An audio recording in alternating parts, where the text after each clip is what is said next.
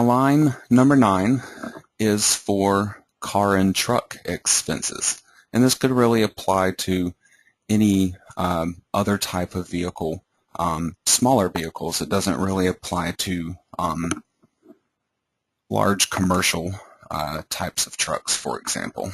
But basically, as long as you have a vehicle that you own or you're making payments on to purchase that vehicle, if you use it for business, then you get to make a deduction.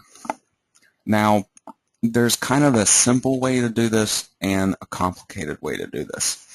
Most people will typically go with the simple method because you can actually end up getting more money back than what you have really spent by using this simple method.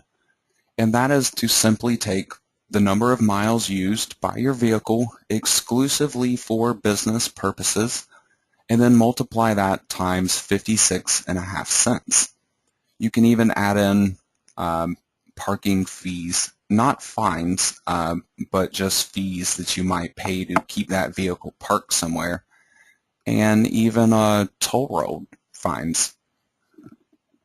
All of that can be deducted, and depending on what you're doing with your marketing business, you may have zero use for a vehicle whatsoever, but you might eventually reach the point where at the very least you're traveling to various marketing conventions, whether it is to learn or perhaps to even promote your business. That would be one of the most common situations where online marketers are using an actual vehicle for business. Now, the more complicated method is tracking your actual expenses for your vehicle. This would be things like maintenance cost and gasoline, and even beyond that, you have things like payments that you might be making to your vehicle, especially if it's like a lease payment, for example. Those can be deducted still, but you have to choose one or the other.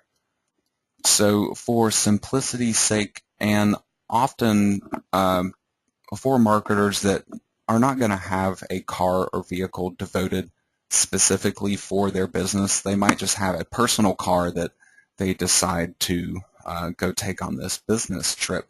This really makes the most sense and will help you out the most. Now, this particular part, if you are claiming anything on line number 9, you have to fill out Schedule C, Part 4, and that is simply information on your vehicle. Now, there is also another form, 4562. This form is for depreciation, which I'm going to be talking about in just a few minutes. If you have to fill out this particular form for any reason, then you can also track the vehicle stuff from that form and avoid filling out Part 4 of Schedule C.